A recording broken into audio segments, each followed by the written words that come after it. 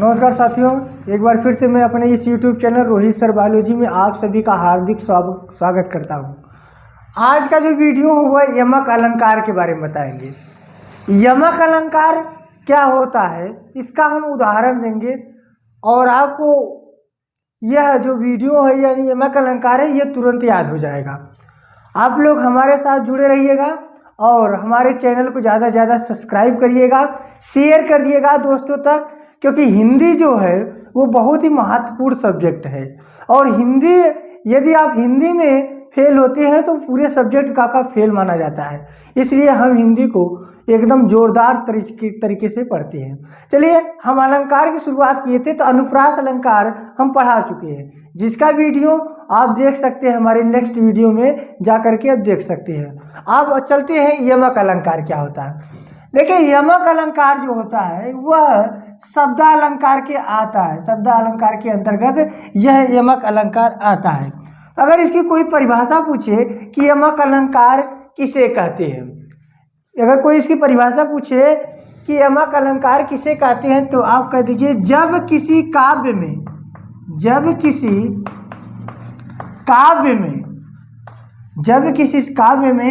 एक ही शब्द बार बार आए, परंतु जब एक ही शब्द बार बार आए परंतु उसका अर्थ अलग अलग निकले,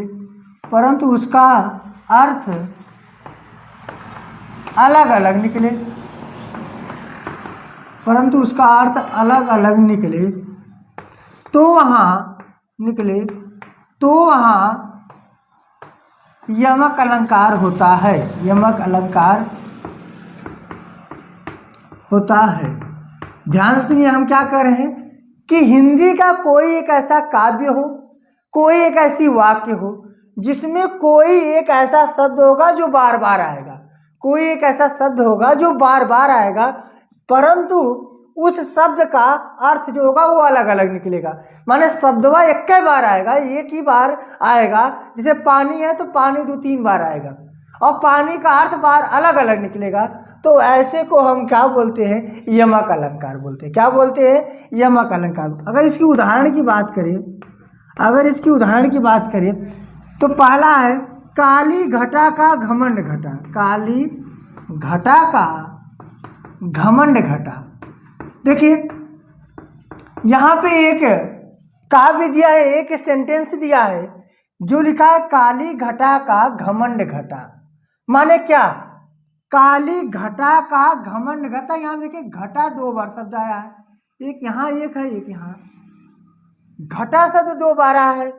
एक घटा का मतलब होता है बादल, क्या होता है, बादल होता है, और एक घटा का मतलब होता है कम होना। माने क्या, कम होना। समझ में आया कि नहीं। देखिए यहाँ पर किसी काव्य में 2 बार आया है, एक ही शब्द 2 बार आया है, परंतु उसका जो अर्थ है अब वो अलग अलग निकला है। एक घटा का अर्थ क्या हो गया, बादल, और दूसरे के घटे का अर्थ क्या हो गया, कम होना। यानी काली घटा का घमंड घटा। ये उदाहरण नंबर 1 है। और उदाहरण नंबर अगर हम दूसरे की बात करें कि दूसरा उदाहरण इसका क्या हो सकता है यमक अलंकार का, तो इसका हो जाएगा अगला उदाहरण, सजना है मुझे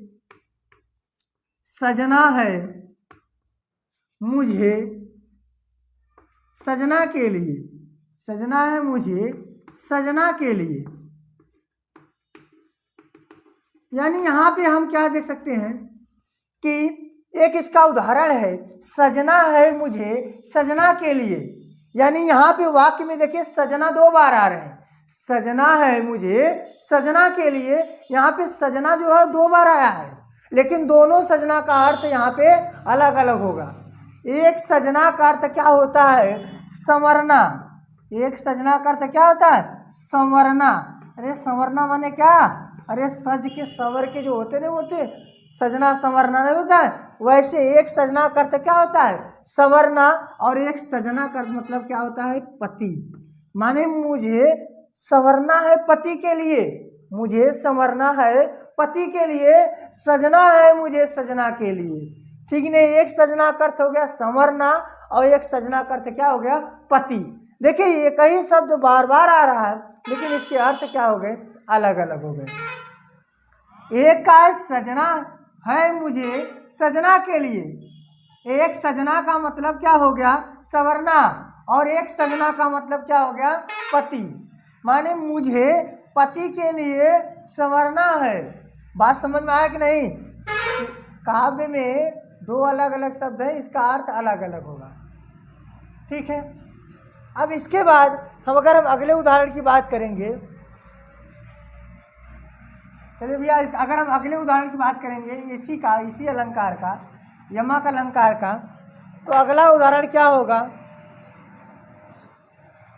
हरि को ढूंढत हरि चले। क्या होगा उदाहरण, ध्यान से देखिएगा। हरि को ढूंढत हरि चले, हरि को ढूंढत हरि चले, हरि मिले हरि के पास, हरि मिले हरि के पास। देखिए यहाँ पे हरि हरि कई बार आया है। हरि को ढूंढत हरि चले और हरि मिले हरि के पास, यानी यहाँ पे हरि का शब्द देखिए कितने बार आया है। ये हरि का मतलब हो गया मेढक, एक हरि का मतलब क्या हो गया है मेढक, और ये हरि का मतलब हो गया सांप। ये हरि का मतलब हो गया मेढक, ये हरि का मतलब हो गया सांप। ये हरि का मतलब भी हो गया मेढक और ये हरि का मतलब क्या हो गया, इस हरि का मतलब क्या हो गया तालाब। क्या हो गया तालाब। देखिए यहाँ पे हम आपको बताए हैं कि यहाँ पे कोई एक शब्द होगा जो ये दो या दो से अधिक बार आएगा, एक या एक से अधिक बार आएगा। वहां पे जब कई बार आएगा लेकिन उसका अर्थ अलग अलग होगा। जैसे यहाँ पे आया है हरि को ढूंढत हरि चले और हरि मिले हरि के पास। यहाँ एक हरि का मतलब हो गया मेढक और दूसरे हरि का मतलब हो गया सांप। एक हरि का मतलब भी मेढक हो गया और एक हरि हो गया तालाब। जैसे मेढक को ढूंढने सांप चला, मेढक को ढूंढने सांप चला और मेढक मिला तालाब के पास। बात समझ में आया कि नहीं। मेढक को ढूंढने कौन चला, सांप चला और मेढक मिला तालाब के पास। तो भैया ये आपका था यमक अलंकार। यमक अलंकार एक बार फिर रिवीजन कर लीजिए। जहाँ एक ही शब्द जो होगा बार बार आएगा लेकिन उसका अर्थ अलग अलग होगा, यमक अलंकार कहलाएगा। जैसे उदाहरण था सजना है मुझे सजना के लिए। एक सजना का अर्थ क्या था पति था और दूसरे सजना का अर्थ क्या था संवरना था। हरि को ढूंढत हरि चले और हरि मिले हरि के पास। माने एक हरि का मतलब हो गया मेढक, एक हरि का मतलब हो गया सांप, एक हरि का मतलब फिर मेढक और एक का मतलब हो गया तालाब। माने कि मेढक को ढूंढे सांप चले और मेढक मिला तालाब के पास। दूसरा का उदाहरण जो हो गया काली घटा का घमंड घटा। एक घटा का मतलब हो गया बादल और एक घटा मतलब हो गया कम होना। ये भैया था यमक अलंकार। आपको यह समझ में आया होगा, आप लोग कमेंट बॉक्स में जरूर बताइएगा। अब हम आपको मिलते हैं अगले अलंकार श्लेष अलंकार के। तब तक के लिए नमस्कार, धन्यवाद।